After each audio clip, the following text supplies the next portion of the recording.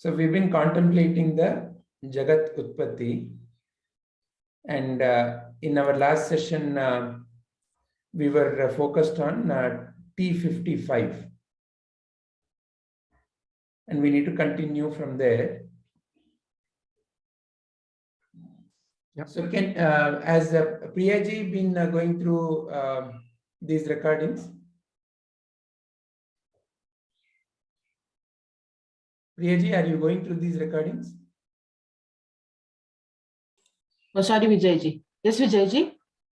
These talks, the Jagat Utpatti talks, have you been going through them? Like individually, I didn't go. So day 11, 12, 13, once I listened to it. Okay. All right. So now, based on that, your current understanding, which corroborates till, or which connects till T55, can you share? Yes, Vijayji. T55. If you want, I can be from T52. Hari Om Padmaji. Hari Om Padmaji.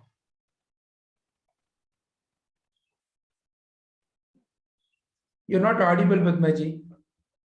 Hari Om, sir. Hari Om, everyone. Now Hari you're Om audible. Padmaji.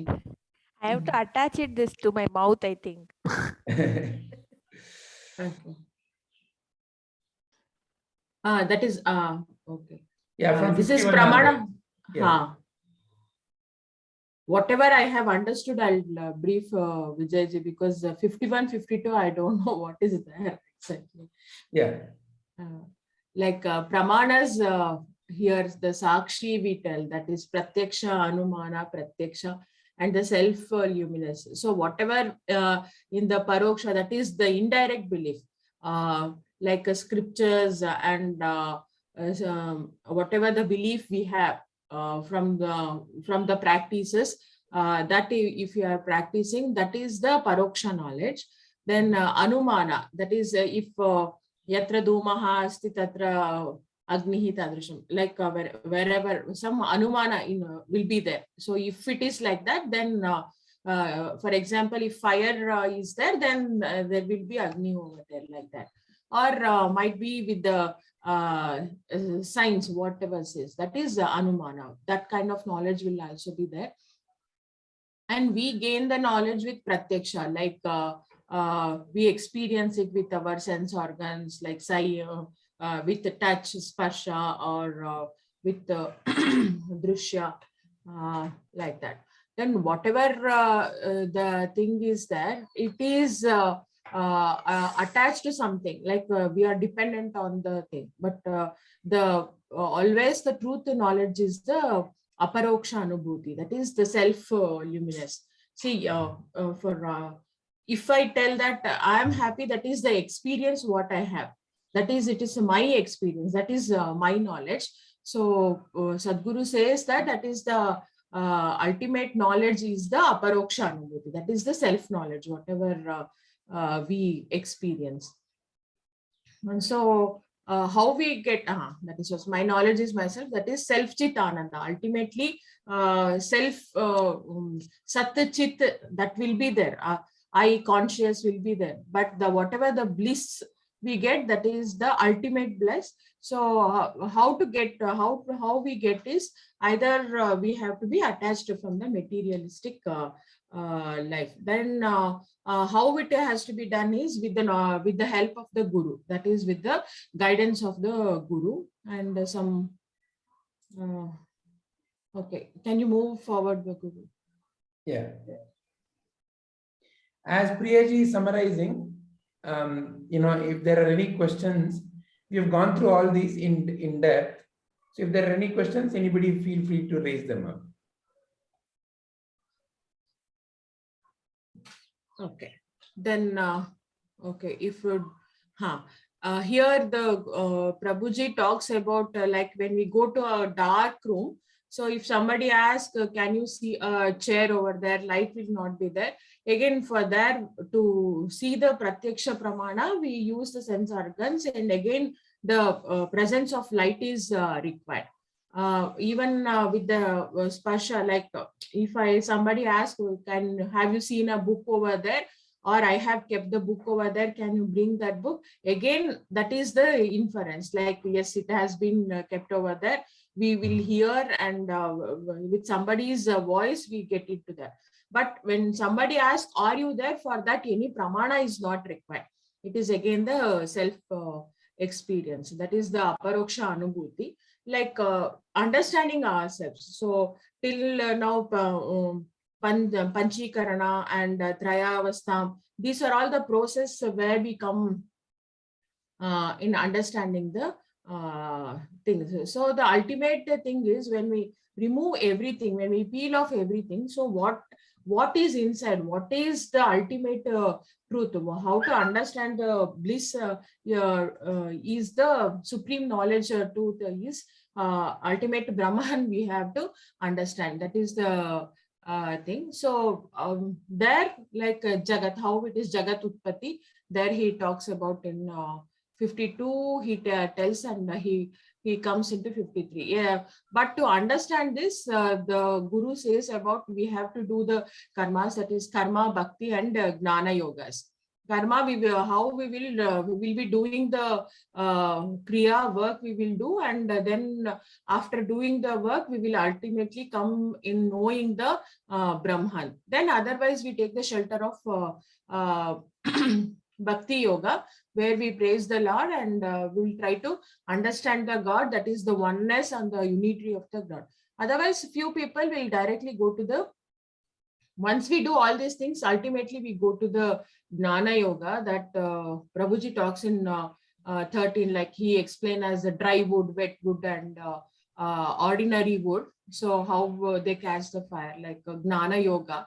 So once here, whatever karma, bhakti, and all we will be doing, we will not be having the satisfaction. Though we have the money or we have succeeded everything, and he talks about sattva, raja, tamo guna, like how the people will be tamoguna person will be lazy, and he'll be happy with whatever he get, and rajoguna person, like he is interested in improving himself, like self improvement will be there. So once but the person will not be happy, because again these are all attached to the self, I mean the materialistic this thing. So we have to come out of this to attain the Gnana Yoga. So Gnana Yoga is the ultimate mark to to attain moksha. That is Gnana Yoga. Then Can you define in your own way what is karma yoga? Karma yoga is the prescribed duties, whatever we do is a karma yoga, it becomes.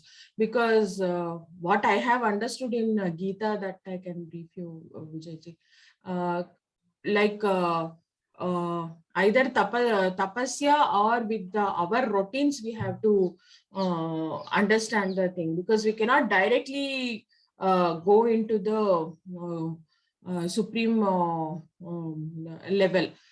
We have to do the duties, then we will be away from all these our attachments.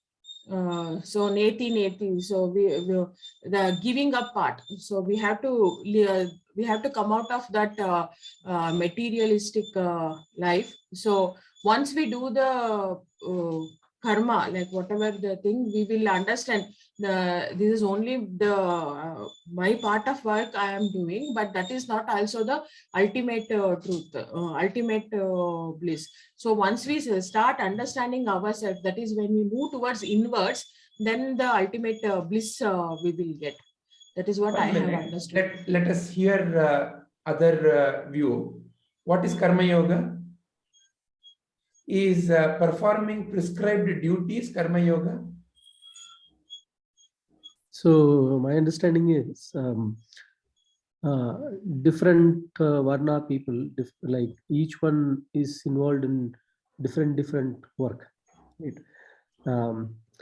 Someone is doing agriculture, someone is doing education, someone is in the war field. Right? It's not necessary that like one has to be in the forest or in the Himalayas to realize the truth. It's basically the samsara, the misery is not because of what we are doing, it's because of how we are doing. And the understanding is one is supposed to do the duties whatever as per their varna, but without expecting the result, or trying to doing it for a particular selfish reason, right?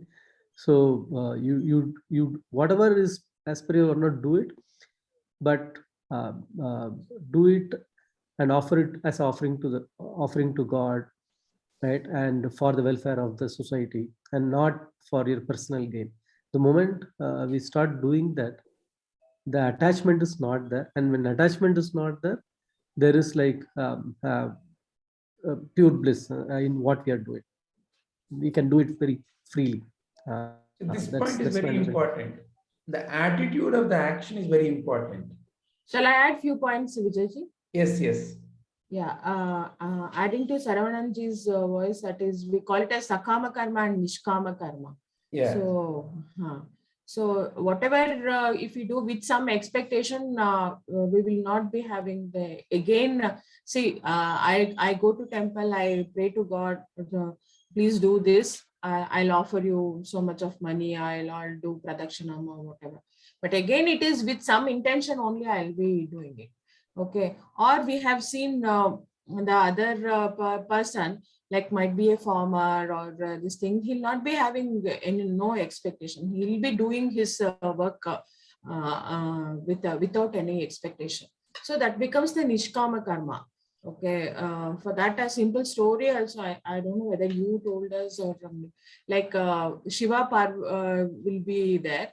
Okay, then Parvati once asked Shiva, see, that person is doing so much of puja from so many days. Okay, then still every day he asks, so why you are not giving darshana to him? Okay, but a farmer is there, he won't do anything. He'll simply get up in the morning, he does puja to his bull or whatever with this field, and he does his work. So every day you go and you give him buttermilk and you come back. So what is this? He is simply doing, and this priest is doing so much of prayer to him. So then Shiva explains to Parvati this concept. Every day, why that person priest is doing, so he wants to see me, he wants to be the supreme priest. But that farmer, he has no expectation. His aim is only to give food to others. That is loka sankaranam. So he wants to help other people. Okay, he is not doing so. He'll be tired. He don't have any people. He has no expectation. So every day I'm going and helping him in giving the buttermilk. That is how Shiva explains Parvati about the importance of Nishkama Karma. Excellent. One again question to clarify the concept.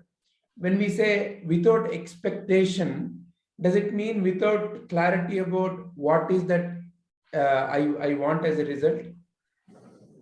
Does it mean that no focus on the result? Just to go and till the land, just go and we do it to get the highest quality of the result, but to ensure that that does not is not for my personal gain, but still do it to ensure that the best outcome comes, or whatever is needed comes. So which means that when I plan, I have to plan for the result, but there is no attachment to the result. Attachment only we are, yeah, because the attachment is what causes all the commotion when you're doing the activity itself, right? Whether it will come out well, whether I will get what I want, whether people will recognize it, all those things, right? While when I'm doing the activity with the outcome in mind, but not attached to it, saying that okay, whatever happens, I will accept it, but I will give my best effort. Very good. Yeah, Padmaji, your voice is not audible. Yeah, so I was saying that if we do the karma with attachment, that is the one that binds us. Whereas if we do it without any doership attached to it, then it doesn't it is with proper jnana that I have to do this. This is my duty and I am just performing it. So expectation or no, but there will be some outcome of whatever action we are doing at any point of time. The Very only good. question is whether the action binds us or not. So if we are attached to it, then that thing binds us. Whereas if we give the doership to the Lord itself, then there is no attachment to it. Whatever is the outcome, we will accept it completely. Very nice. Shubhaji, is this all agreeable? Is there any other point? Yes, sir, it's all agreeable. I see it from the point of view of the like example point of view. If I have to say, yeah, probably Prabhuji is doing so many things with no expectation in return. For example, even if he takes the class in spite of nobody there, but still he takes the class because his ultimate aim is to spread the word about jnana, this all these Vedanta, everything. So at the end, he is doing what he is supposed to do with no expectation as to nobody is watching. So why should I take? That is not at all coming to his mind. But for that matter, even you. So that is how the example that came to my mind in order for me to understand this concept. Very nice. So there are 3 levels. One is Sakama Karma, Nishkama Karma, Naishkarmya. Naishkarma. So what we are now talking about is Nishkama Karma, no attachment to the fruit of the action. Then what is Naishkarmya or Naishkarma? That is when the doership is given to the Lord. But there is still a doing, no? I am giving the doership to the Lord. No, we are not giving the doership. We think that whatever is happening is because of him. I mean, I cannot lift a finger even if I want to, if he doesn't will it, is how I see it. So when we say, there is a saying in Tamil, I don't know if it's there in other languages, they will say that not even a leaf can move without his permission in this universe. So I think the same goes for us. If he doesn't want me to get up today, I cannot get up, no matter how much I will it. So I think that is where the doership is, where I'm saying that it is the Lord that is the doer. So when we understand that aspect, that I cannot do anything without him willing it, I think then there is nothing to own for me, right? There is no ownership in that because I am not doing anything. It's all his leelas that is happening on its own. I am only something like a middleman where I am making it happen. Through me, it is happening. That's all. So Naishkarmya means then what you are saying is, I am not the doer, but Lord is the doer. Yeah, and you have that jnana also, that I am not the doer. That itself is the But essential in part our of it.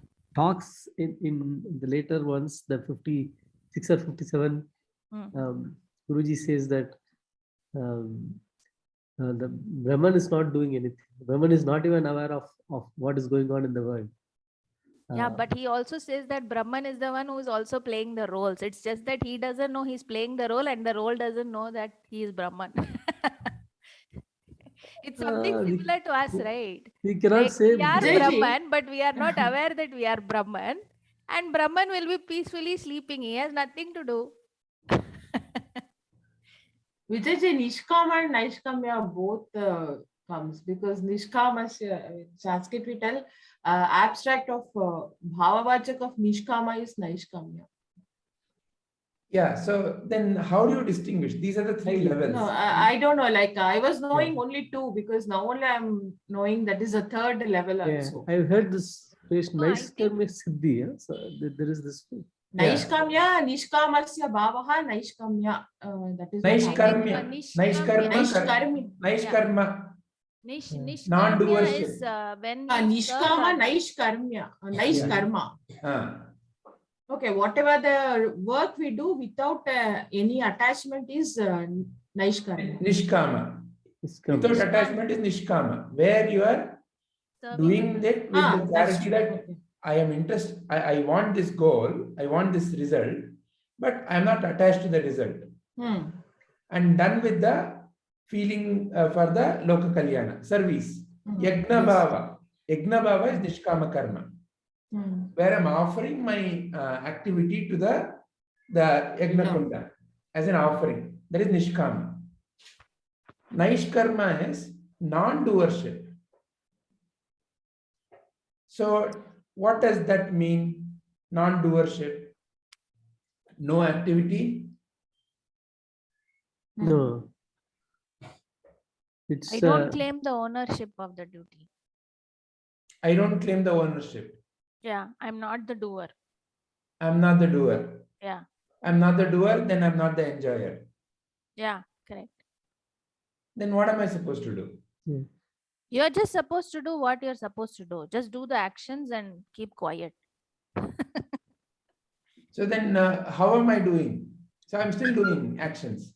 No, that's where, sir, you have the Then why is it not jnana, no, Nishkama like Karma? what is supposed to be done is supposed to be done. For example, if I am supposed to wake up every morning and one of my duties is to cook, I am not thinking who is going to eat, who is not going to eat, or what is the quantity they are going to eat, or even what is five people are there. If I'm preparing food for five people, they might want to eat different things, but I have, my duty is to prepare food. Whether I am preparing what they want exactly to eat that day or not is not the issue. The fact is, I am preparing something to satisfy their hunger, which is going to be their need of their body, is where I do. However, if I cannot get up, if I can't move my finger, I cannot prepare anything. No matter whatever menu I have in my mind, I cannot prepare that if I mean God is not willing that day. So that is why I say that the doer is him, and I am just doing the action. The consequence will happen on its own. For example, if it is the food example, then everybody is eating that, their hunger is satisfied. Whether their want is satisfied is not my lookout, should not be my lookout, because that is their individual thing. They have to look at it, All right. is how I see it. I don't know, maybe if some other example. Okay, for example, if we take the example of say students studying for exam, so you can do your best, you can study for the exam, you can give your 100%, and similarly you can also write the paper to your best, but what is the result is not in your hands. Like, and something can go wrong in the way. For example, if your paper gets lost, it is not your fault. So whatever is going to happen will happen. So it's only the jnana we have is just to take it like, okay, I have done my best, still this is the outcome, now what can be done? That question will come then, I think, instead of worrying that, oh, I studied so much, why did this happen to me, it only happens to me always. All these things won't arise, I feel. Any other views? I remember of this phrase, action in inaction and inaction in action. Yeah. So in Bhagavad Gita, Krishna says, Karmanyo vadikaraste ma phaleshu kadachana. In that only he says, action in inaction, inaction in action. So how to understand then this? What is Naishkarma then? So Yagna Bhava, performing the action with Yagna Bhava is Nishkama Karma. Very clear to understand. What is Naishkarmya then? Yeah, Nishkama is still I am doing. Naishkama, like, I am not doing. I am not there. It's That happening through individual me. I, it is not about not happening, not about not doing. A lot of changes are still happening. And different parts enable different movements to happen. But the individual I, which was earlier doing it as a Sakama Karma, which for purification started doing it as a Yagna Bhava, because there is still a I am serving. It is nothing wrong in that. It's a way of purification of the mind. Meaning, what part of the mind? The ego. Ultimately, it is the ego that is blocking all the realization. It's the ego that says that I am separate from the totality. So in order to purify the ego, Nishkama Karma is a prescription, Yagna Bhava. Do whatever you're doing as an Yagna Bhava. So then the mind starts giving up the attachment to the fruit of the action. It is in the fruit of the action that the individual I has developed, that the ego has developed. It has become such a big entity because I am doing, I want. Otherwise, where is the need for an individual I? So as the individual I drops, then what is happening is an happening of the totality. There is no claiming of the ownership. Still changes happen, but the individual I is no more there. Then what is happening is the totality, movement in totality. So there it is a pure action. Pure action is where there is no doer, there is no enjoyer. But it's ultimate. It's like the joy of seeing the flower. The joy of seeing the flower is in not knowing that I'm seeing the flower. In the sense that no interpretation is going on. I am seeing the flower is so beautiful. Look at it, look at it. Look at the wings, look at the petals. There is no interpretation going on. The joy of playing with a baby is not interpreting. Oh, look at the lips of the baby. Look at the smile of the baby. Oh, the baby is so innocent. All such statements are essentially the impressions are coming. There's an interpretation going on. Who is the interpreter? Who is the one who is interpreting? The little I, the ego self. The ego self wants to come in and interpret everything. Oh, it's beautiful. Oh, it's ugly. Oh, it's nice. So when that interpreter is not there, when that middleman is not there, when the middleman has dissolved, then what is happening is a pure action, pure movement in totality. And that is Naishkarmya, non-doership. Everything is a yagna happening in the Brahman only. Begins with Brahman, moves in Brahman, ends in Brahman. There is no individual to claim ownership. Then whatever is the right movement is happening. There is no worry also about the movement there. So the dissolution of the individual I is Naishkarmya. When I am not present, then what is present is existence only.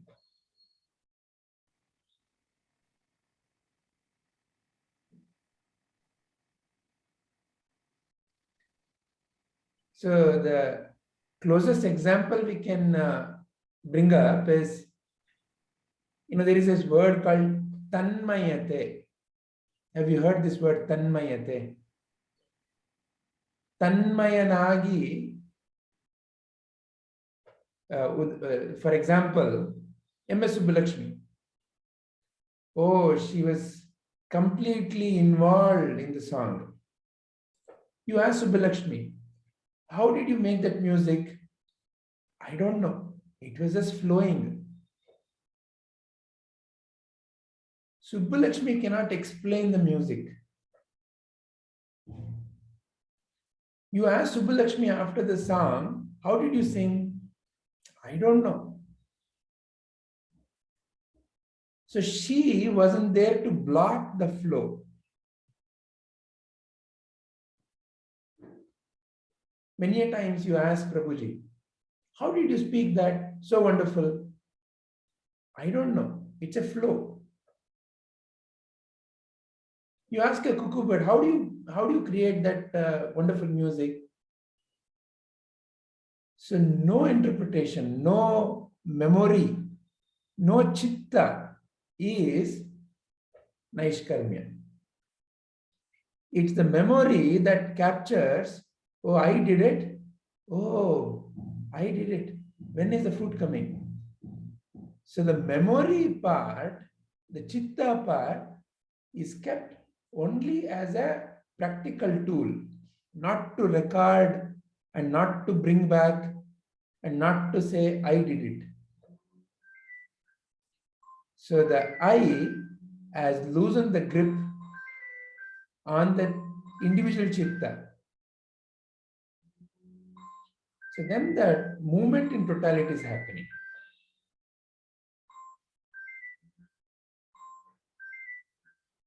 Just one moment, there is some music coming. I'll turn off alarm.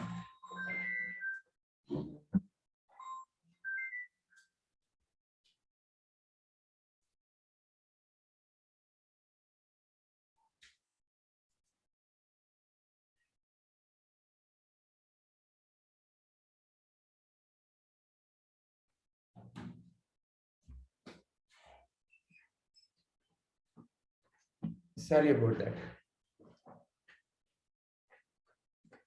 Is that making sense?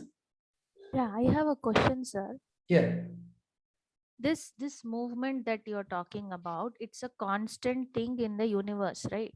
Yeah. Then what am I doing? As long as that I is there, Nishkama No, karma. I mean, no, As long as that the questioner is there, Nishkama karma. So, Vijay, I would like to add a comment here. Yeah. Right?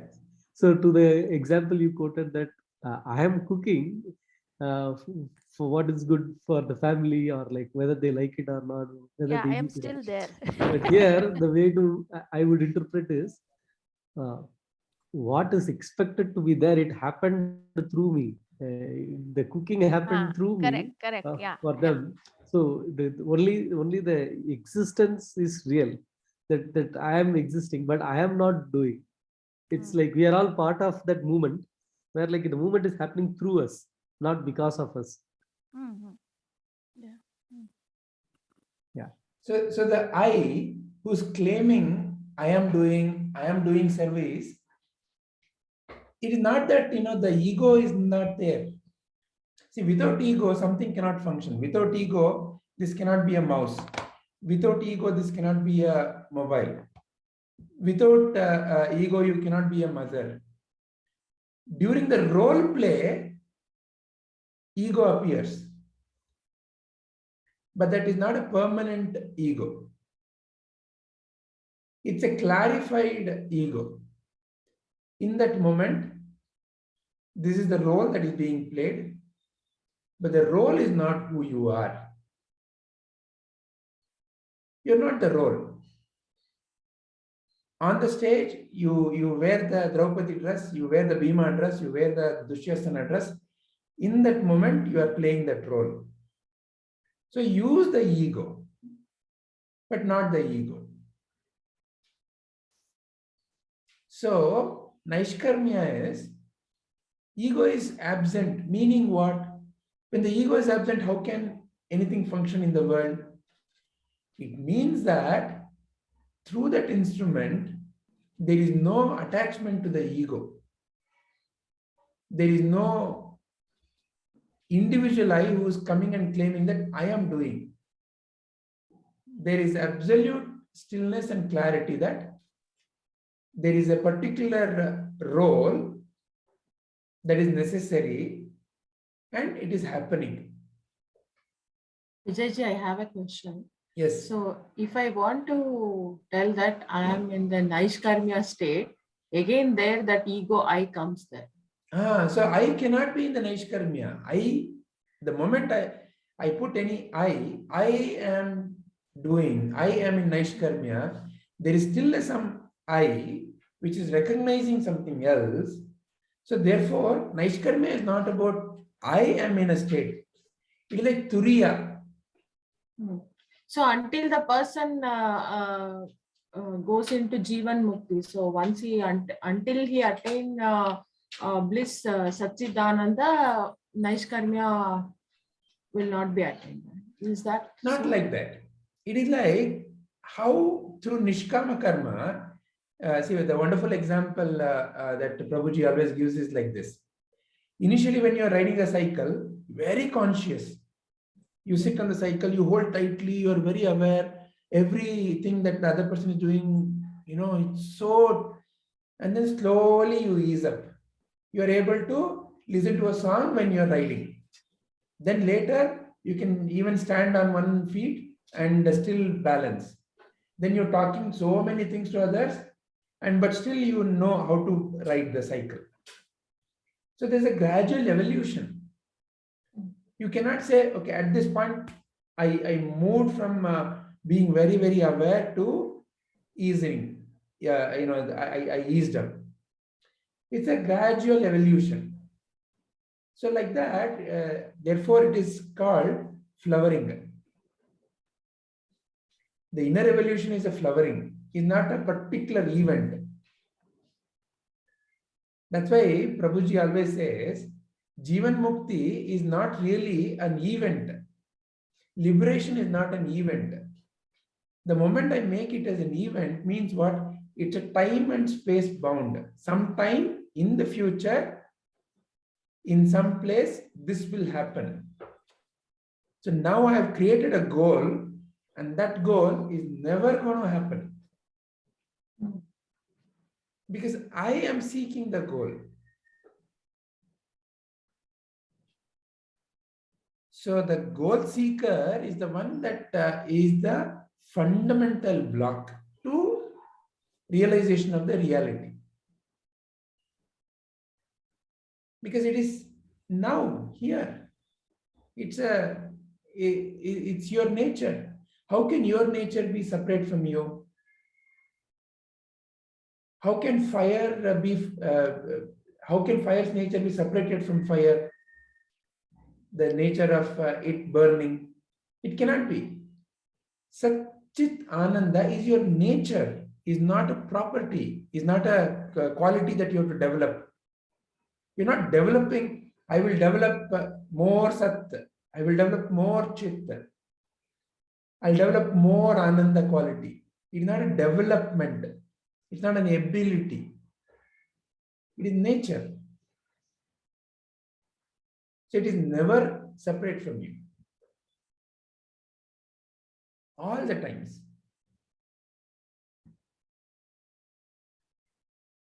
So therefore, Naishkarmya is gradual easing, the ease that you feel when the doership is gradually releases the clutch. You like it is tightly holding us now. All our suffering in life is because of this holding on to doership. Doership, enjoyership is the only clutch. I am doing, so I am enjoying. I am doing, so I am suffering. So as it eases, that is like Turiya, Naishkarmya. Grand symphony is happening, but there is no one to come and claim I'm the orchestrator. That's why Sri Krishna says in Bhagavad Gita, the change in the world is because of the Prakriti, the three gunas. The play of the three guna is what is happening in the world. The Ajnani associates with that and says, I did it. But the Jnani is a Sakshi, is a watcher. The Jnani realizes that something is happening through that instrument through which the Jnani's reflection is happening, but the ownership is not there. So it's allowing the flow to happen.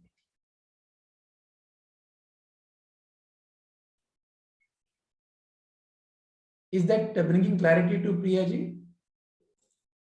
Yes, Vijayji.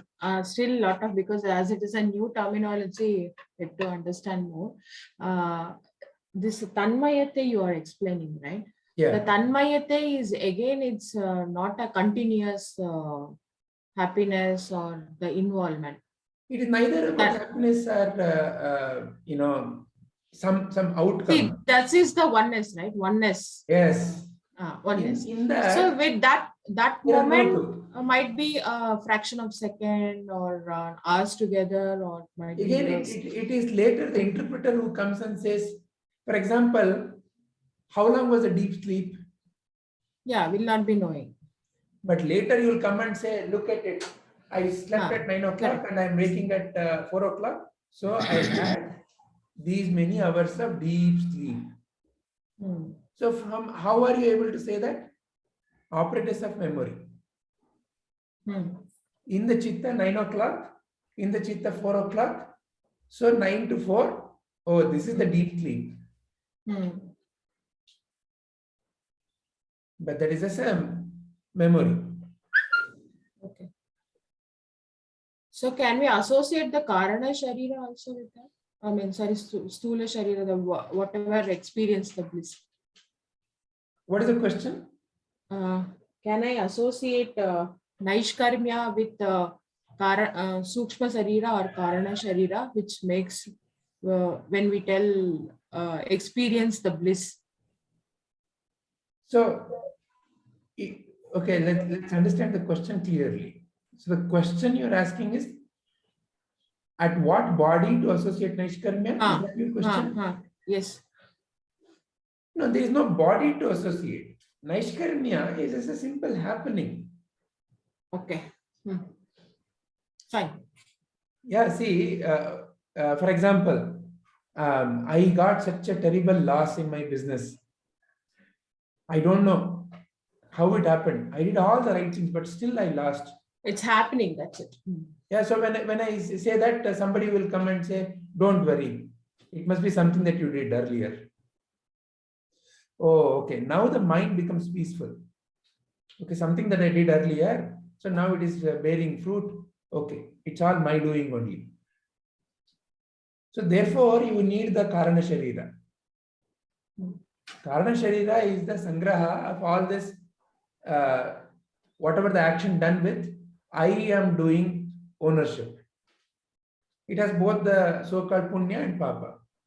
Punya gives rise to various good things in life. Papa gives rise to various so-called negative things in life. So whatever is done with that attitude. So Naishkarmya is letting the flow happen. The doership is not there. When the doership is not there, enjoyership is also not there. I am doing the action, so I need to enjoy the fruit of this action. Is naturally not there. So absence of doership, kartatva, bhoktatva, absence of both of these is Naishkarmya. There is only pure action. Correct, Vijayji, but what happens is we tell that Sakama, Nishkama, and when we are understanding the logic, it's fine. If some bad deeds are happening, so can we let it go as it is? No, it will happen as it is. Leave it like that. Again, if I want to stop it, might be again it's a Sakama. Or is it for Loka Kalyana? I should think as it as Loka Kalyana. I'm doing it. So let it be from my part, it is Nishkama. But for the purpose of others, it is Loka Kalyana. Then let it be Sakama in that case. So as long as that individual I, the who is asking all this question, the individual I. So as long as the individual I is doing something with an intention of, okay, so I am doing it. And I am doing it could earlier was Sakama, for my enjoyment. I need money, I need food, I need prestige, I need. I, that gradually turned into Yagna Bhava for the Loka Kalyana. With that, what happened? The grip of the I started releasing on the mind. The grip of the I started releasing on the mind.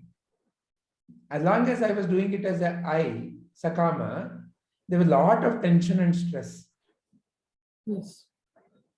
As the grip of the I started releasing by the Yagna Bhava of the action, the mind started easing up. There is no more, okay, did I get the appreciation, or am I being insulted? Such feelings started reducing. So the I is now becoming purer and purer. As that I becomes purer and purer, who is there? Existence is only there. Brahman only. Correct. There is no more who is doing. What is relevant, what is appropriate happens. Mm. Like there are many examples. One simple example I can give you is from the life of Amritanandamayi Amma.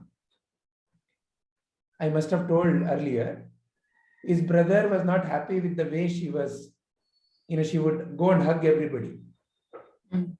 And his brother was, his whole family was very against it. You're bringing disgrace to our family. But she would say, this is my nature. This is my nature. So she's not doing it like one has to be compassionate. It is not out of a thinking. Why does the flower bloom? That is its nature. It doesn't think, I have to bloom and bring happiness to the world. That is its inherent nature. But he wouldn't understand. So one day he really got frustrated. He brought one of his friends to kill her if she doesn't agree. He asked her one last time, I'm giving you one last warning. Will you stop doing this? She said, this is my nature. I am in this world to offer love. He said to the other friend who had been brought to kill her. He went to stab her. Suddenly he collapsed. Young fellow, healthy, suddenly he collapsed. And seeing that, his brother ran away. This fellow was taken to the hospital. So Amma went to the hospital, served him there also. So that fellow had tears in his eyes. Somebody I went to kill, and now here is that same person coming to help me. So this is not out of, I have to plan this activity like this. In that moment, whatever is for the universally the dharma, that happens.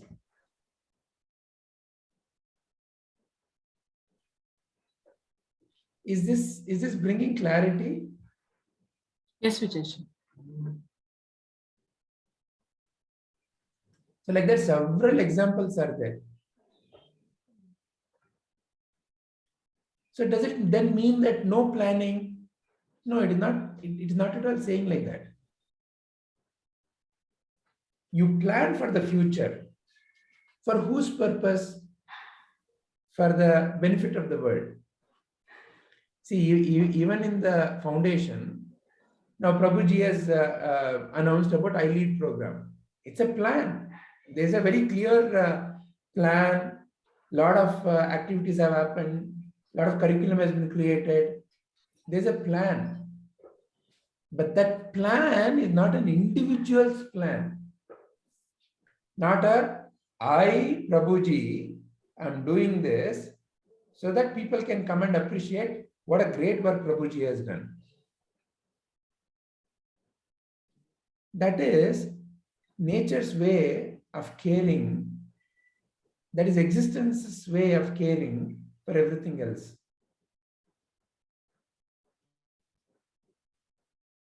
Why is there lovely water?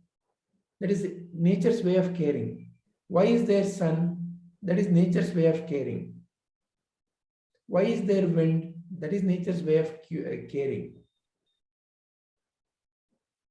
Everything is nature's way of caring. So in that, what is relevant? Yada yada hi dharmasya glanir bhavati bharata. Abhyutthanam adharmasya tadatmanam srijamyaham.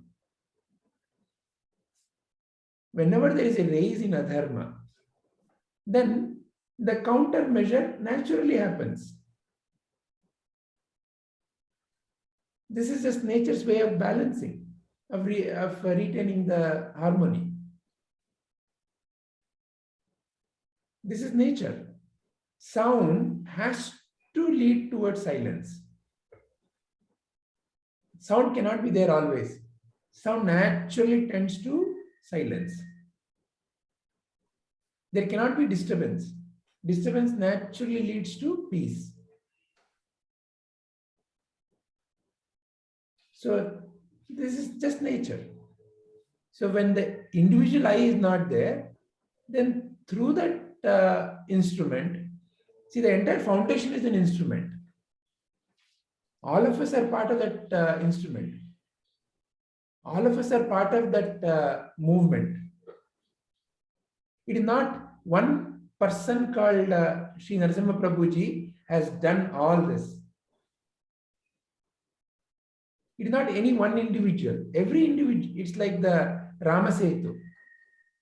Ramasetu was built by all, and even the contribution of that small squirrel was important. So in that way, it is just a part of the movement.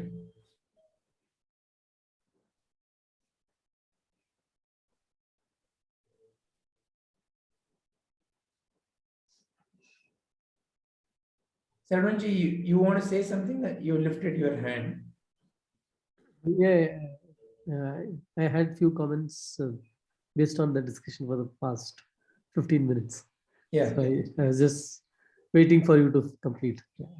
Okay. So, this Tanmayate, can I say that being dissolved in that action? Yeah. Yeah. Yeah. Okay. Okay.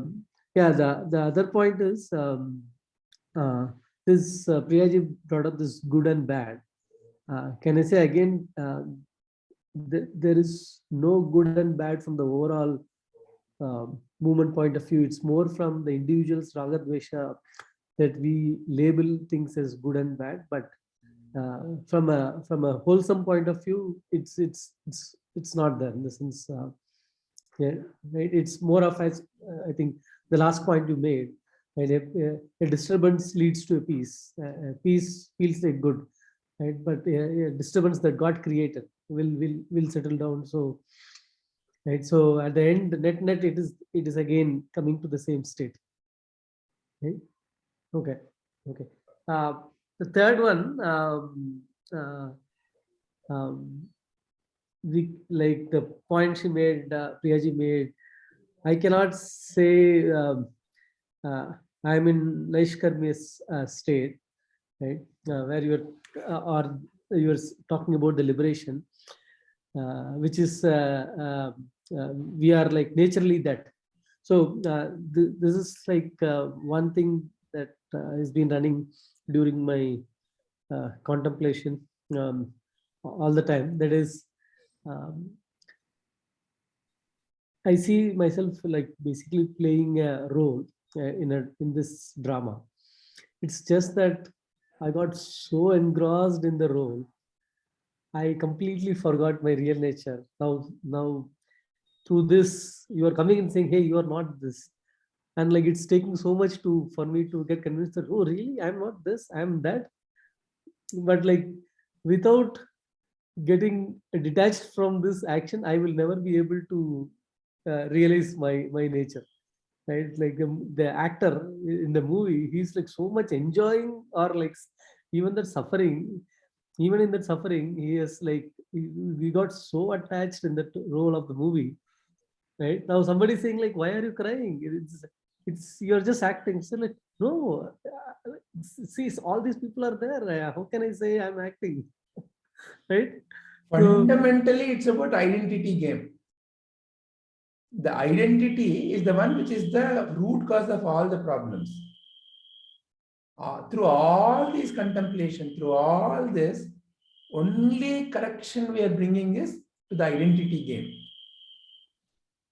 Once when the right identity is realized, that's why it is not a matter of understanding, is realized. yeah, even understanding is through this, right? Through this Yeah. video, you're saying you are not the okay. I understand it, but like I'm still so attached with the game. I'm playing the role, right?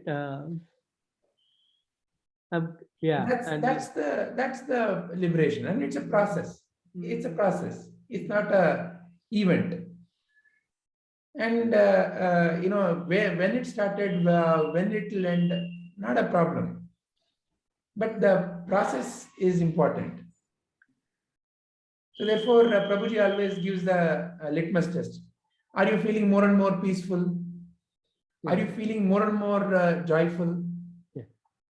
Are the situations having less and less grip on you? Yeah. Then continue. Now, after all these years, he still comes and teaches.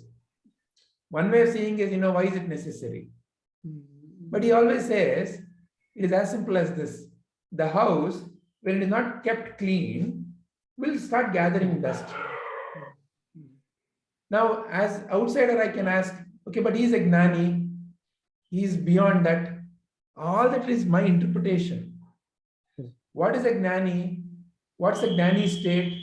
Is my understanding through the apparatus of a mind. That is not the aim. The aim is that you dissolve and be one with the whole. And that is self-recognition. There is nobody who can come and certify.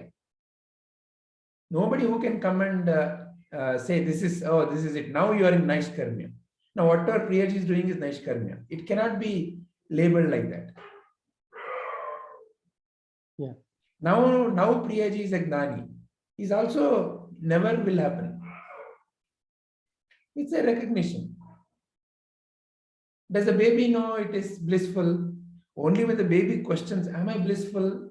Baby has to think about all that. Otherwise, baby is. Baby is. It never bothers to ask the question, am I happy? Am I happy? It never asks. It's just.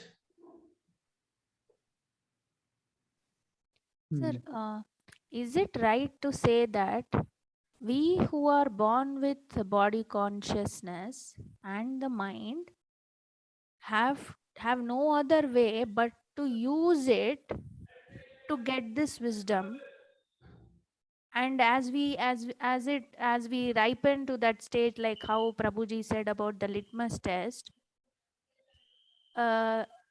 we slowly evolve to that state. Is it right if I say it like that? That is correct. That is correct. See, that is why it is like a cycle example. You have to first be very conscious. You're very consciously using this body and mind for the purpose of evolution. Because the body and mind have got so invested into the outside that it is extremely challenging to see the reality as is. Because the body consciousness is deep rooted. Like right in the middle of the night, who are you? I'm a man. Who are you? I'm Vijay. It's so deep rooted. So this deep rootedness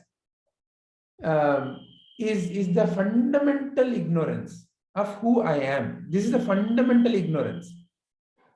Who I think I am is the fundamental ignorance.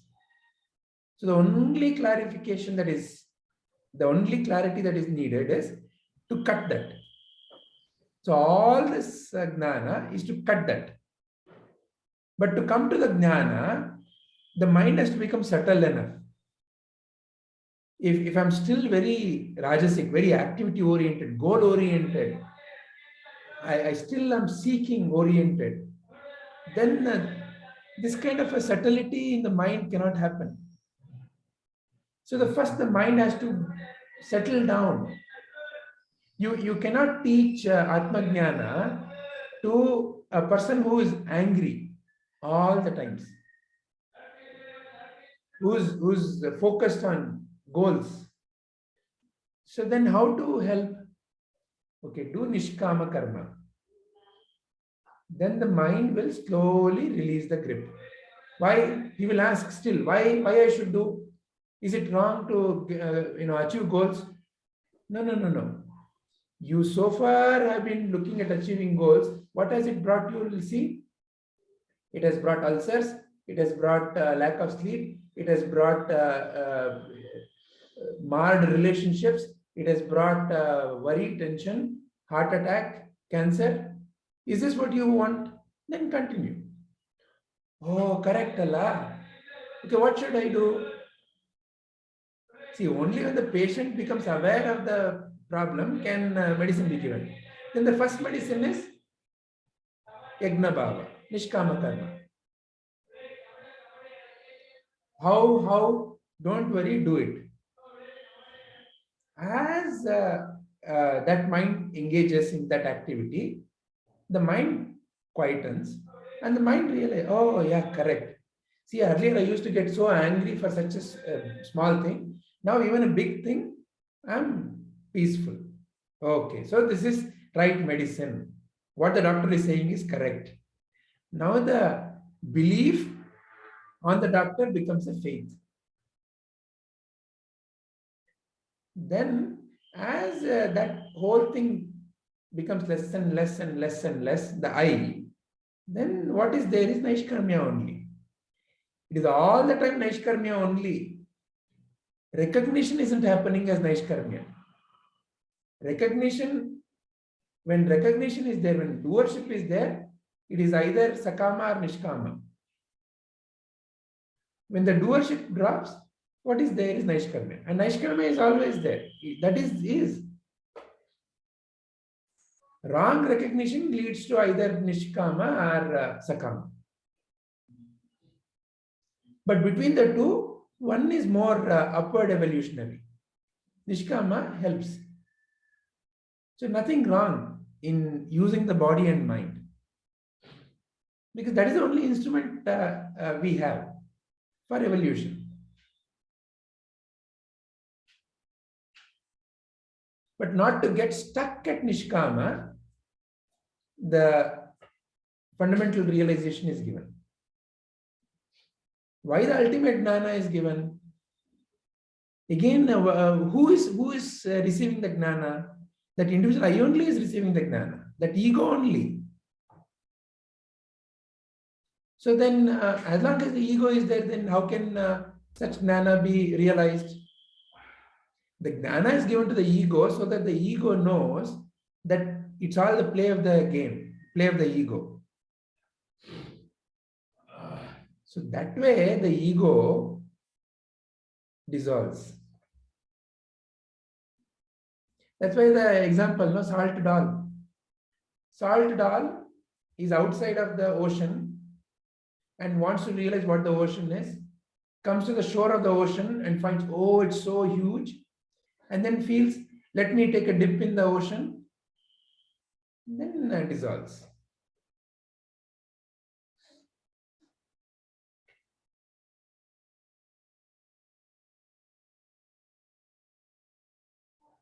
Is that bringing clarity to Padmaji?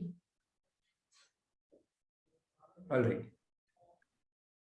So just one more, the last one I wanted to ask. So the action and inaction in action, the inaction in action is where like we say that like There is no doership. while this body is doing, I am not doing, right? The Yeah. action and inaction, how do you explain it? Action and inaction. In the presence of the consciousness, such wonderful symphony is happening. Okay. By the guna. So the Brahman, while it's not doing in, But Okay. such a wonderful symphony, such a orchestration is happening. the one who is not moving but making everything move. Not even making it. Or- It's the where is the what is prakriti? What is the nature? Nature is also aspect of Brahman only. Yeah. Nature is also Brahman only. The three, where are the three gunas? Shiva and Shakti are not two. Shiva is the unchanging consciousness. Shakti is the movement in that consciousness, is the Shakti. Where is Shakti? Is Shakti independent of Shiva? No. Shiva is that unchanging, is the watcher of everything. So just be a witness. The pure witness.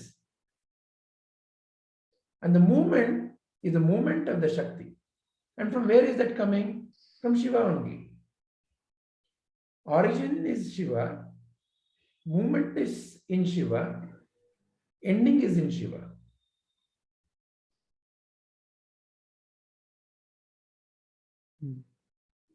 So for inaction in action, you're saying the way you explain is in all the action, in all the movement, that the inaction, the Brahman is there. Right now, you're Hmm. talking. You can become aware of you talking. Just watch you talking.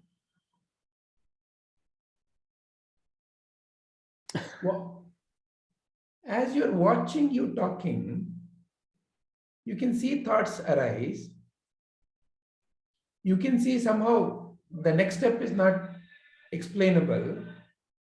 How there's something which is very abstract suddenly becomes very concrete, like a sound. So through the movement in the mind, through the subtlest is the mind. Becoming aware of the rising of the thought bubble is where the mind is, whatever is the subtlest. And from there, the grossest is the sound. So from the subtle to the gross, you can just see the movement. That inaction is becoming action. So you are just watching, you're not doing anything. You're not moving anything, you're not like taking this Making thought things happen. Oh, and okay. bringing it. You're not doing anything. Mhm. You are the Sakshi Swarupa.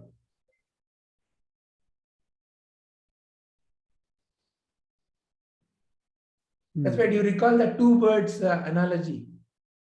There's one bird which is always watching and another bird which is busy eating the. Yeah.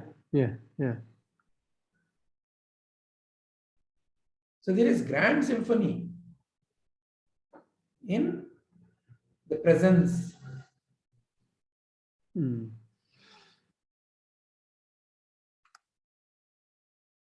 Without you, there is no grand symphony. Right.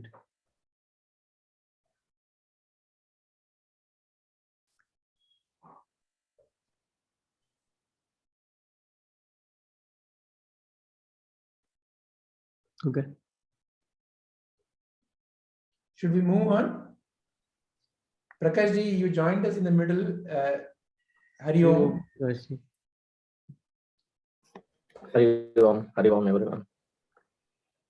We've been contemplating the Jagat Utpatti talks And today Priyaji started summarizing her understanding from T51.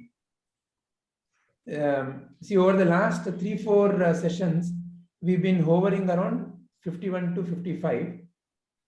We are making slow progress. But the point is, these are kind of like the root. So therefore, we are again and again going back into that. Is there something, from today's discussion or in whatever you've been hearing, you want to share or ask, Prakashji? Nothing right now, Vijayji. I'll come back.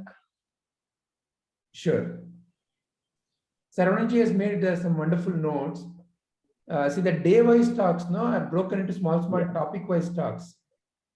So like T51, 52, 53, like that. And Saravanan has made notes about T51, T52, T53. And that is what you will find. This has already been shared in the group. So you can use these as small references. Sure, I think it's a good piece of work. Thank you, Yeah. Saravanan-ji. Yeah. I think this will help to go topic by topic. Correct. And that is what is happening. See, today Priyaji talked about karma, bhakti, and jnana. And the question we took up again is, what is karma yoga? So our last almost hour of conversation has been around what is karma yoga. Okay. Yeah, Priyaji, please continue.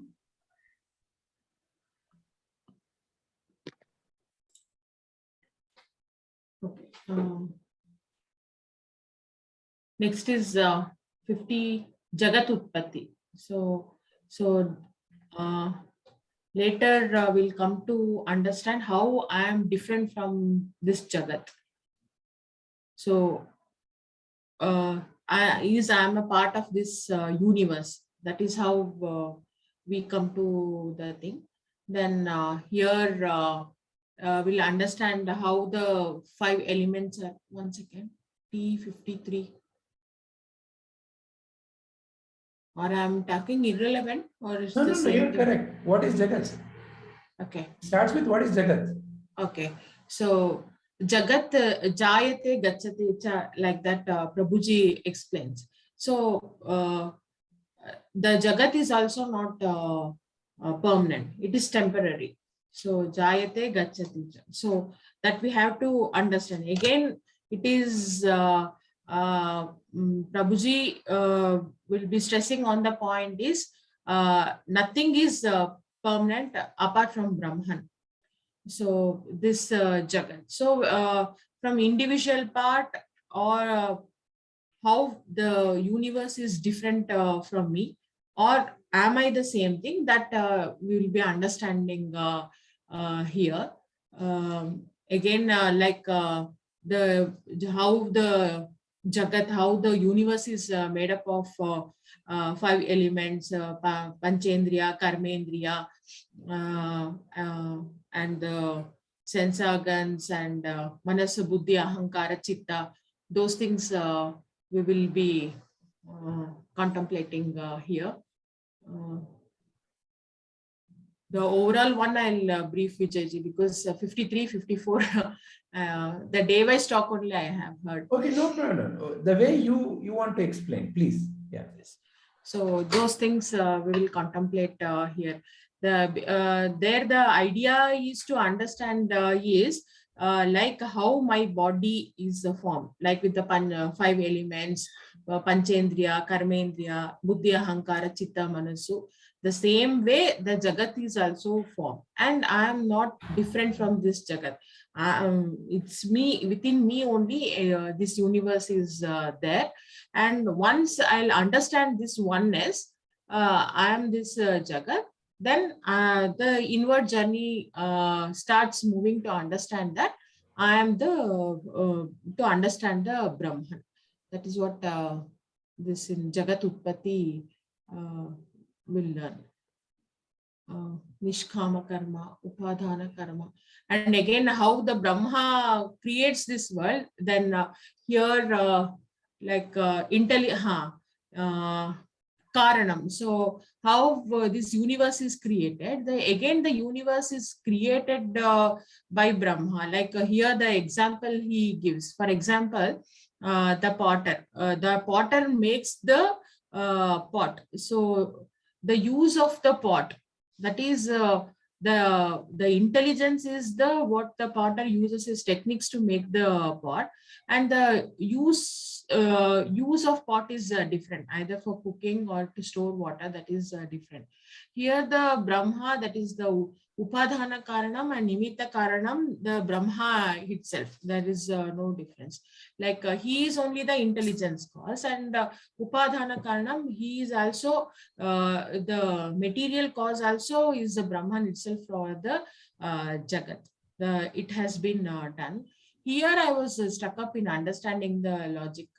When Brahma is not doing anything, that is we have understood, like, then how here he says that Nimitta Karana and Upadana Karana both are Brahma, because here Brahma is Akhanda Ananta, and he'll not be doing anything. Nice, okay. He'll not be doing anything. Whatever the work has been done is only with the presence of Maya, and when the all the three gunas activates, right? Then how here the Nimitta Karana, Upadhana Karana, it comes to Brahma. That is my doubt here. It is like in order to make the pot, you need the material called mud. Yes. Likewise, the material for the world. What is the material for the world?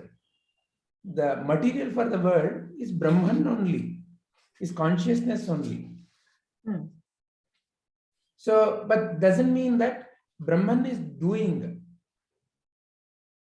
So when it is like the Sakshi and the movement in the Sakshi.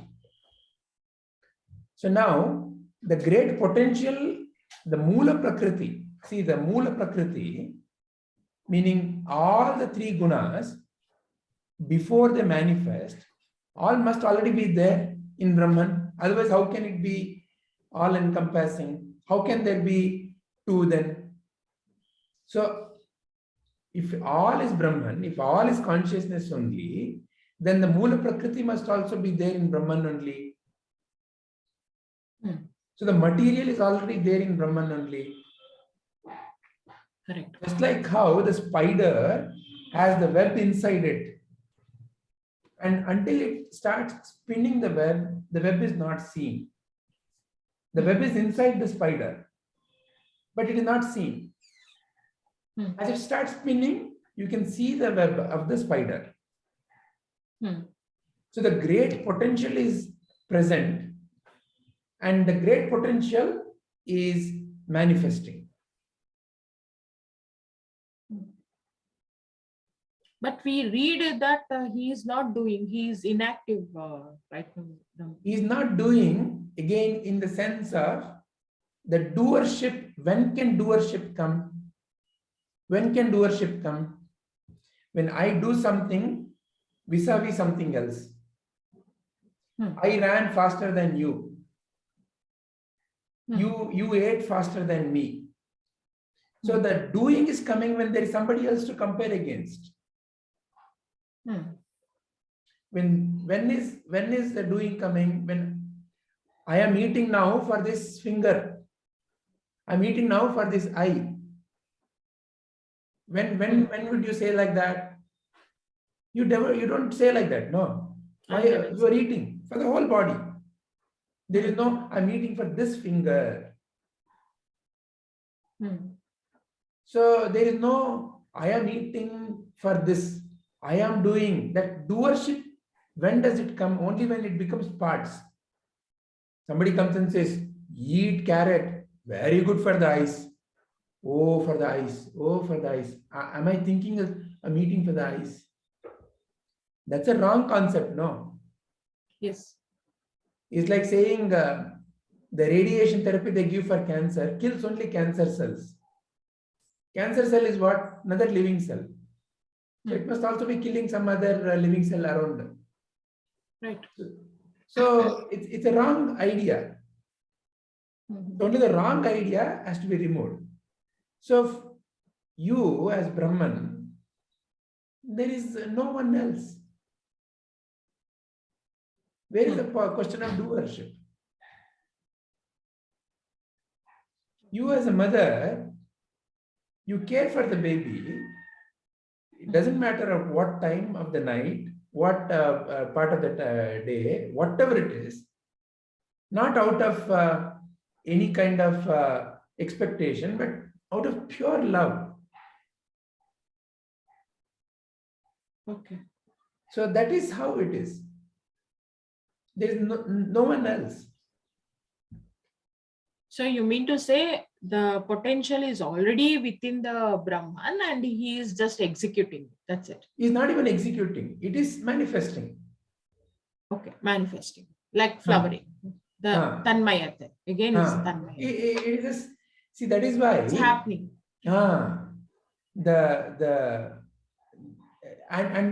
fantastic thing is, it is such a execution, or it's such a manifestation that no two moments are alike. Yes. No two objects are alike. Yes. So which means that it's the most creative embodiment, Yes. and an infinite variety of creation.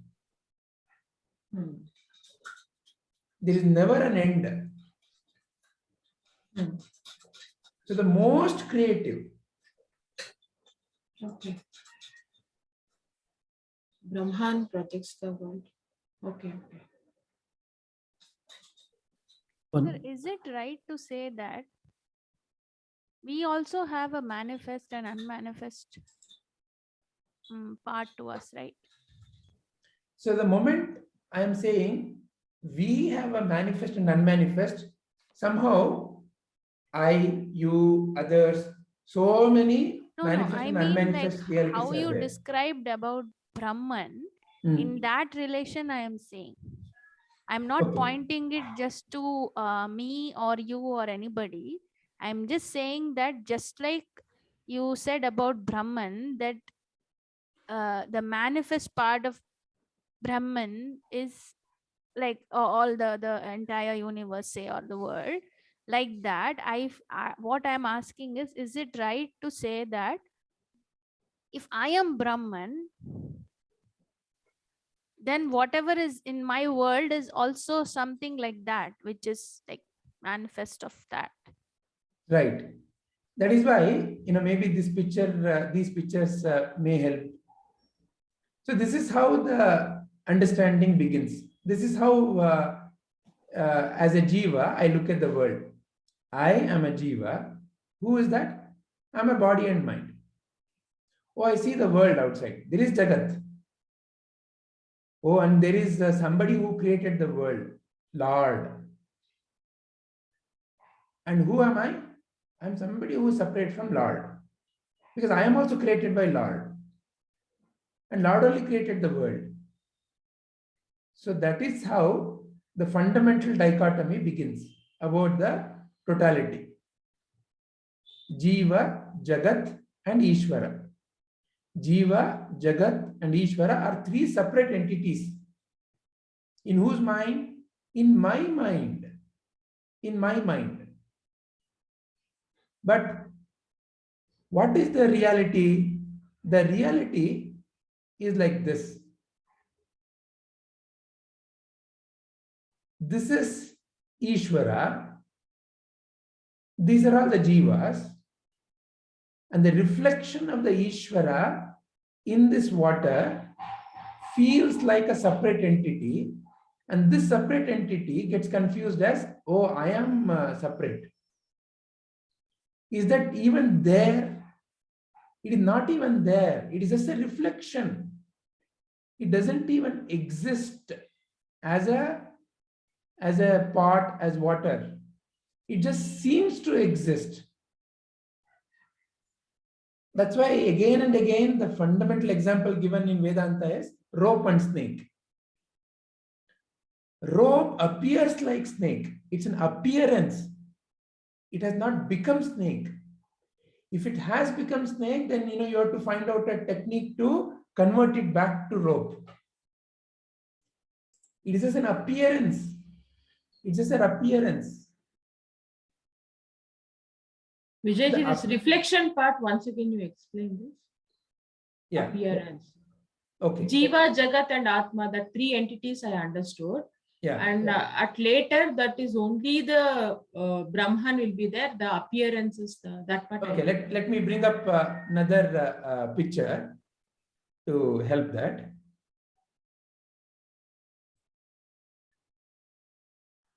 I have, in the meantime, I just want to add one example Yeah. which I got. Like, take a plain sheet of paper. We can draw a lot of things in that paper, right? And like each one say that like, I am a tree, I am a horse, but at the end everything is paper, Excellent. right? Wonderful example. It appears like, yeah, another similar example you can think of is the movie screen and the movie.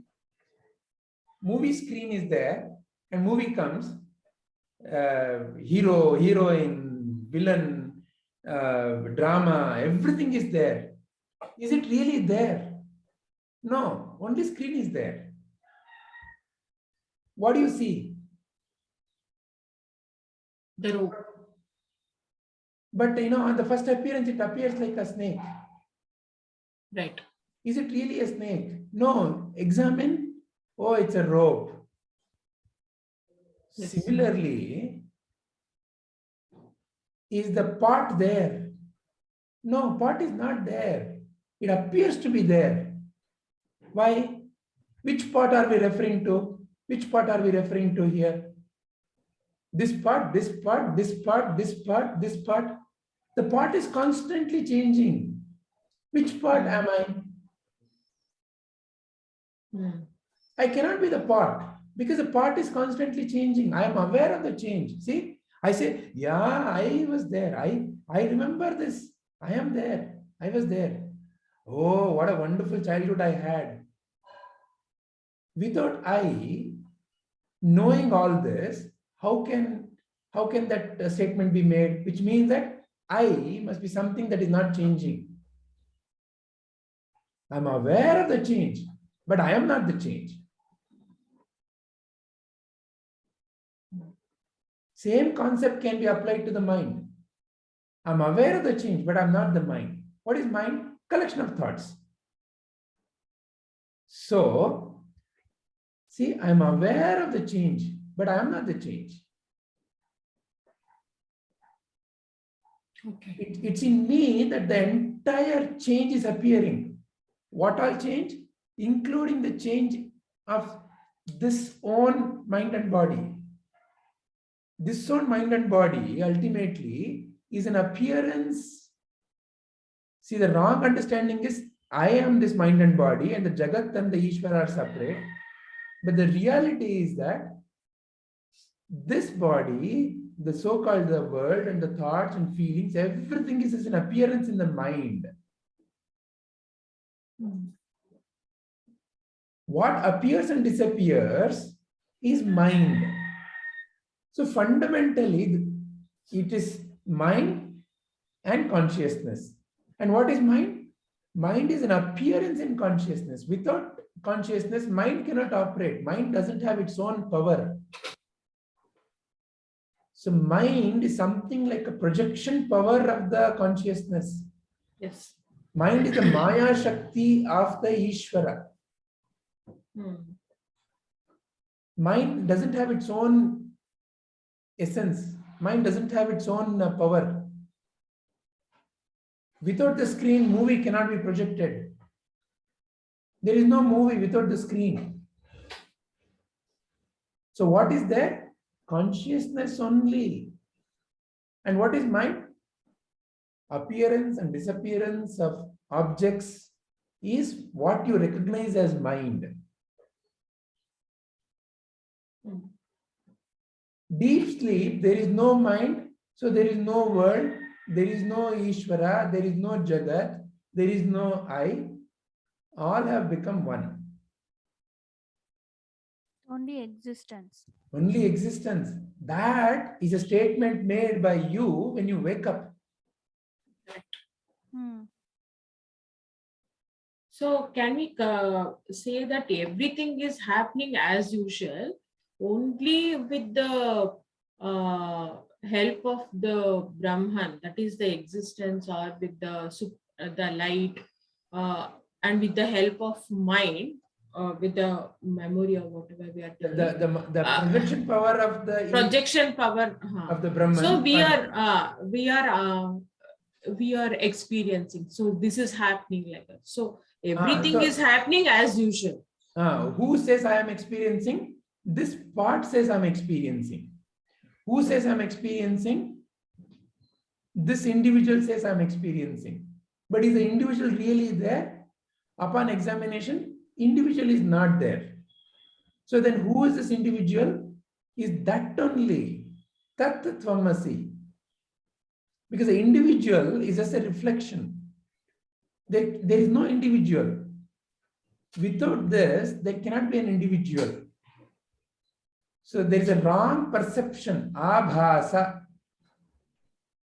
So what has happened is, this is what is chidabhasa. This is the totality, and here it gets confused into ego self, chidabhasa. I am this. It's an abhasa. It's not a change that has happened. It is not that, the snake has become a rope, has become a snake. Rope hasn't become a snake. Rope appears like a snake. Abhasa is just an abhasa. Wrong perception, wrong understanding. So the only correction needed is wrong perception to be clarified. Does it mean that then suddenly all the parts will disappear? No, parts will not disappear. It's not at all about disappearance of the part. It's not about I'll be blissful like a deep sleep state. That is not the point at all. The point is, in deep sleep, in waking, in dream state, no more there is a abhasa. No more there is an association with any of these reflections. The clarity that this is and everything else is an appearance and disappearance in the Brahman. Then the show becomes magnificent to watch. Then there is no more stress or tension with the show. See why all this journey has begun? Because there's a stress or tension in the show. What a miserable world. It causes misery. Root of the misery is abhasa. It's also because of the tanmayata sometimes, right? Because we are deeply involved in that kind. Might be it's a parent. No, wrong role. tanmayata. Wrong tanmayata. I've become wrongly tanmaya in this. Correct. Wrong tanmayata. Attached to it. Again, there the attachment. Wrong perception, wrong tanmayata. I mean, in a way, tanmayata means there cannot be attachment. So in usage of tanmayata here may be not completely correct. But yeah, wrong perception, wrong understanding, wrong attachment that I am this. So this and this become separate from me. Oh, this can cause misery to me then. Because this has to be protected, no? Then this can cause misery to me. This can cause a lot of tension and worries. Then I run here. Protect me, protect me, protect me.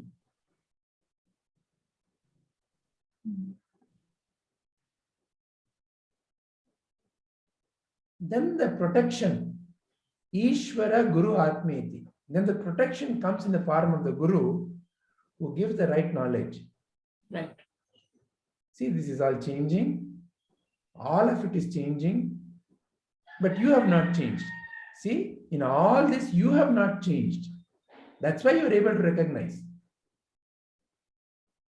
That's why you're able to recognize. Which means that you are not changing. You are that unchanging. oh, you are this unchanging. Then all of this is appearance in you. Jiva, Jagat, and Ishvara are not separate.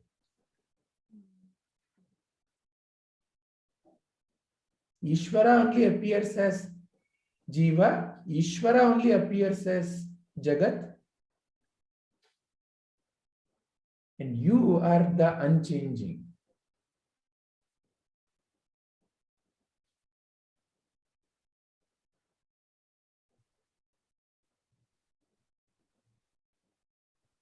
Is this bringing clarity, Priyaji?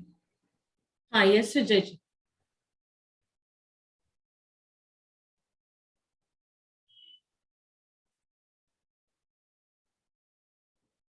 All right.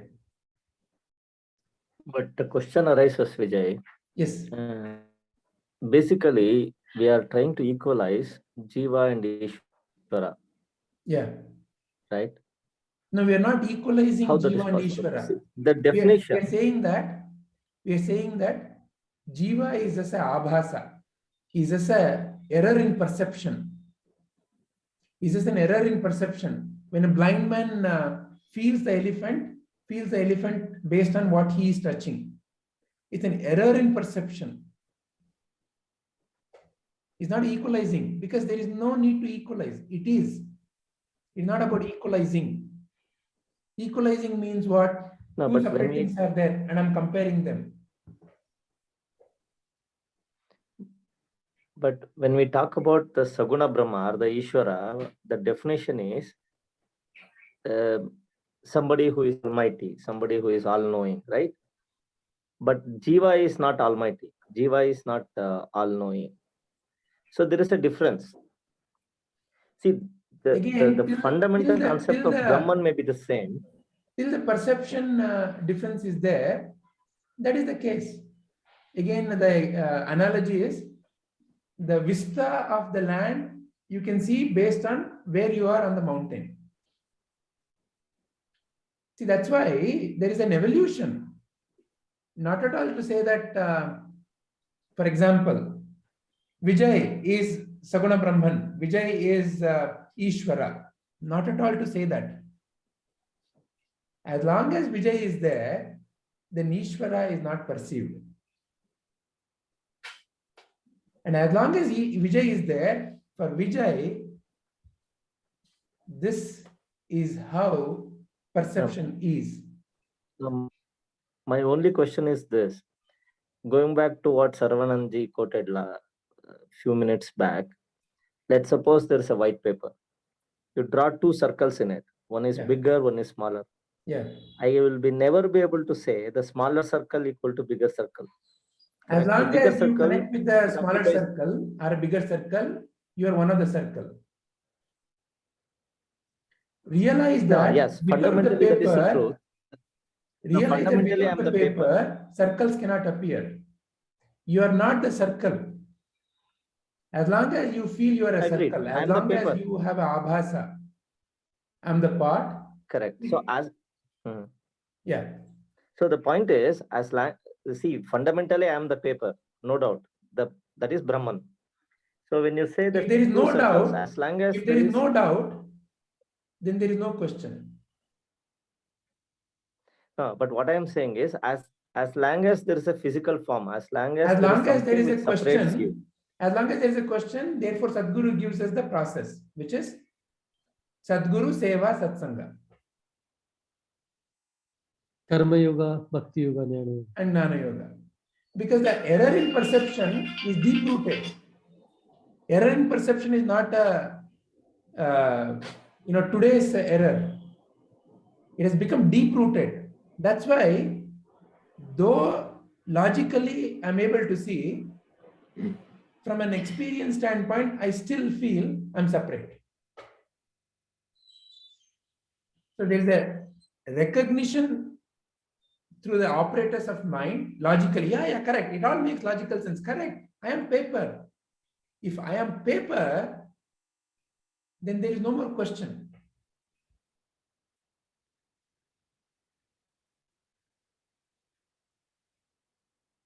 As long as there is a question, then the process is there to help us evolve.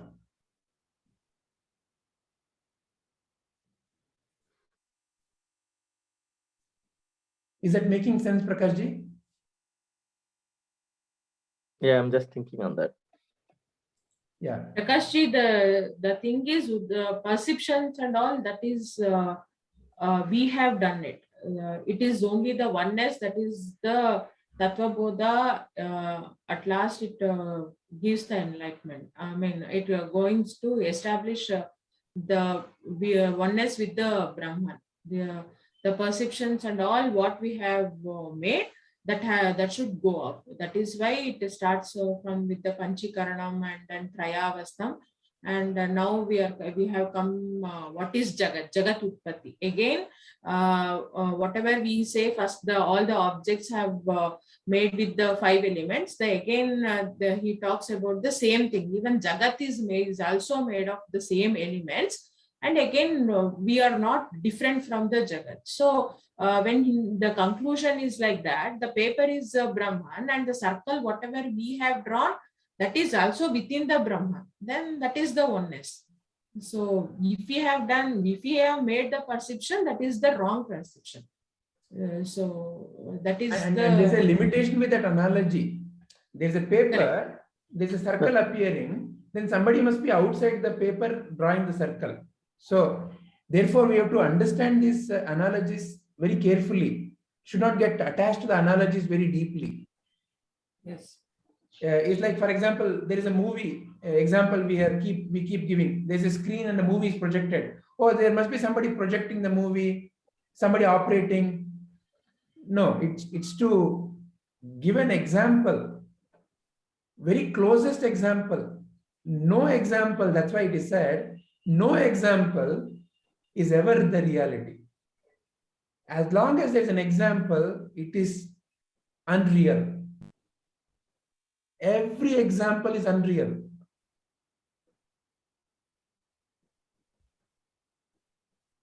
Because example is in the mind. It creates an object in the mind. Any example creates an object in the mind. And any object in the mind is limited. Only a pointer. It's only a pointer. It's like the closest we can think of in this whole process is like this. All that the master is doing is giving us clarity about wrong understanding by clear logical proof and pointing a finger. And what is being pointed at is something beyond explanation. And that is all it is.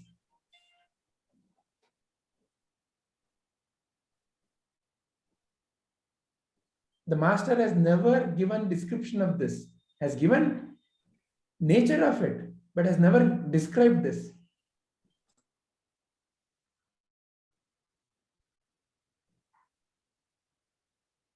Prakash ji? Yeah. Actually, this seems to be in the beginning. It was seems to be very easy, like just what is Brahman, understand. But as and when we go and give more than clarification, it is getting me into more confusion itself. So Yeah. everything I'll be becoming a watcher. Like when we say that this is not, I am not doing. So all this I am doing, my, we are doing. So now we know that I have to come out of this logic. So obviously accepting it and coming out of it brings a lot of confusion and convincing, and then first getting convinced and confused and getting away from those thoughts. It's really a big task. That is, I guess. That is why it is the realization is simple, but the process is what makes it feel depending upon our own inherent vasanas. it takes time, and there's nothing one can do about what has already been collected.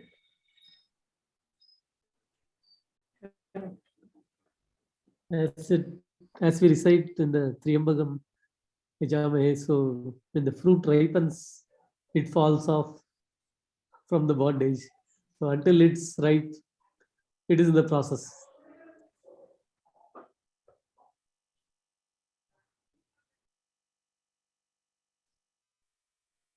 So again, that's why very simple process is Nishkama Karma. Because in the Nishkama Karma, in the Yagna Bhava, the mind starts loosening the grip. The ego part of the mind starts loosening the grip. That's why Sadhguru always keeps on harping on Seva. So Vedanta, in the traditional Gurukula, Vedanta was after about 12 years of sadhana. And during the sadhana, what was given? Karma Yoga, Bhakti Yoga. Jnana is Vedanta. End of the knowledge is given at the end. In the traditional Gurukula system. The mind has to be ready. From the Tamo to the Rajo to the Sattva, and it has to be ready to let go. The mind has to become subtle enough.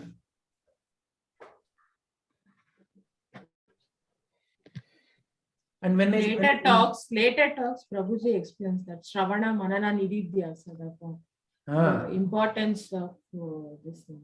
So constant first is the listening. Yeah, constant doing that is important. Abhyasa Yoga, Krishna also says in Bhagavad Gita, Arjuna asked the same question. Okay, so it's so easy, but it's so confusing. It's not becoming stable. Abhyasa Yoga. Keep on practicing. We got into the practice of I am Vijay, I am Saravanan, I am Prakash, I am Priya.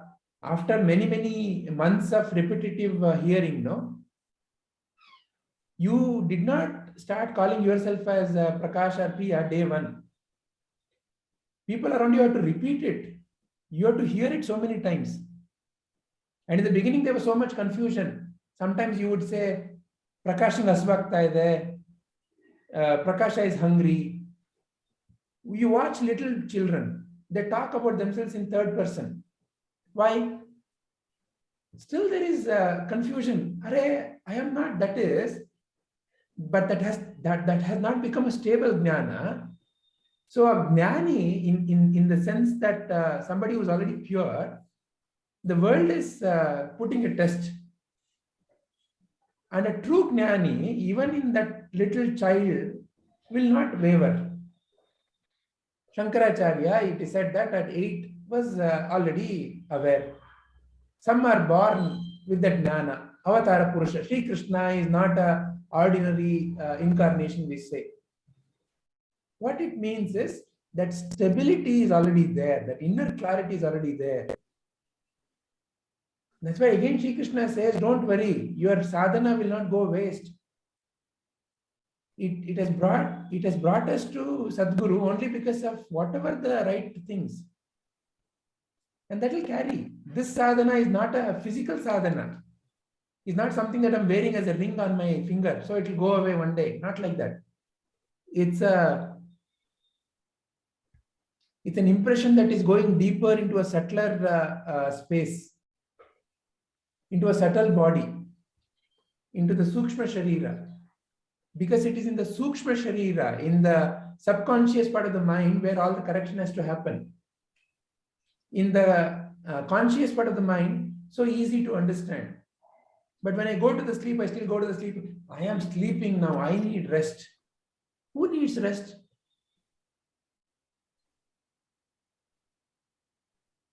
So that correction takes time. It's a process. So Abhyasa Yoga. Shravana, Manana, Nididhyasa, Sadguru, Seva, Satsanga. This has to be our norm. It takes time. It's not a day, overnight process. It may appear like a overnight for dry wood. But I know what are the impressions, and I know what clarity I got. I know have I become peaceful. So I have to be the yardstick. It's not about somebody else. Then I have to continuously put effort. So effort is important. And that effort becomes effortless.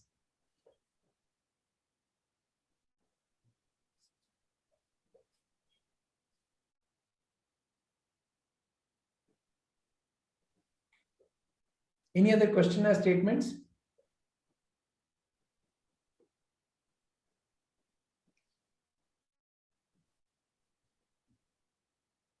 So we are at 55.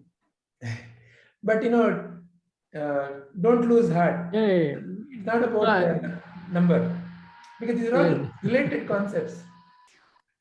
It may seem like we're going in circles, but every time there is it becomes one level deeper.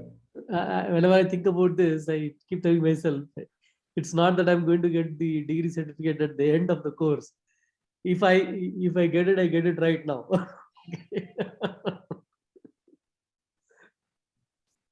So Yeah. it's like a circle within a circle, going. There is a dot.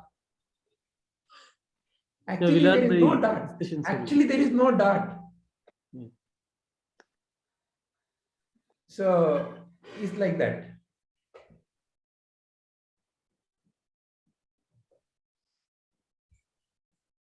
Shubhaji, shall we conclude?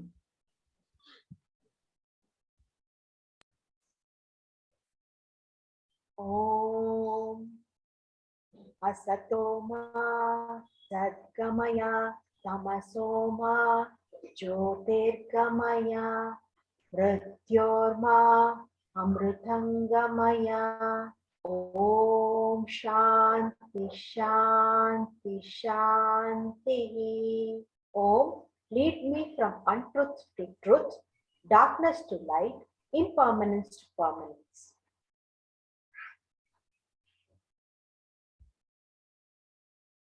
Om Purnamadaha Purnamidam Purnat Purnamudachyate Purnasya Purnamadaya Purnamevavashishyate.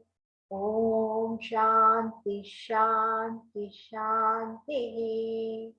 Om, that is complete. This is complete. When completeness is removed from completeness, what remains is complete. When completeness is added to completeness, totality remains complete. Om, peace, peace, peace. See, you cannot be made complete. A drop of water cannot be made any more complete. It's already complete. So the only correction is wrong understanding.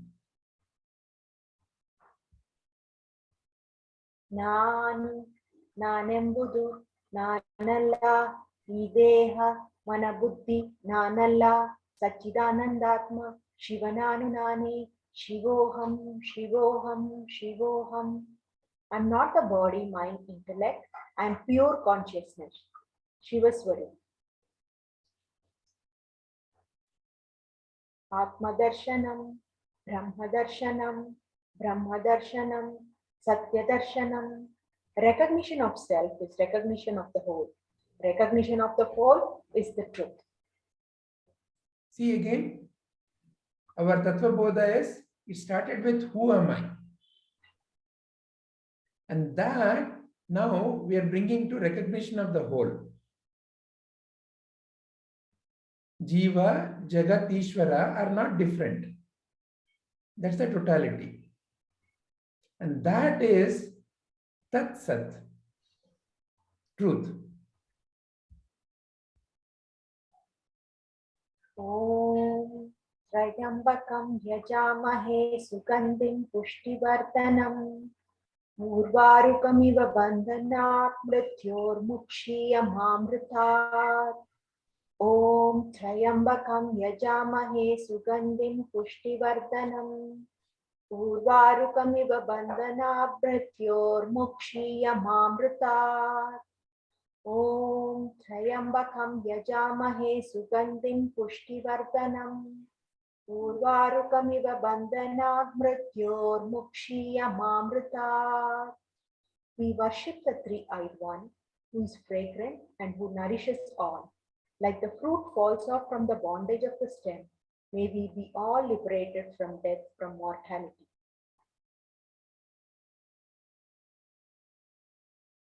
Lokaha samastaha sukhino bhavantu. Lokaha samastaha sukhino bhavantu. Lokaha samastaha sukhino bhavantu. May all beings be healthy, happy and peaceful. Hari Om Tat Sat. Thank you very much. Thank you. Very Have a wonderful week. Hari Om. Hari Om. Hari Om, everybody. Then. Thank you, sir. Thank you. Hari Om, everyone.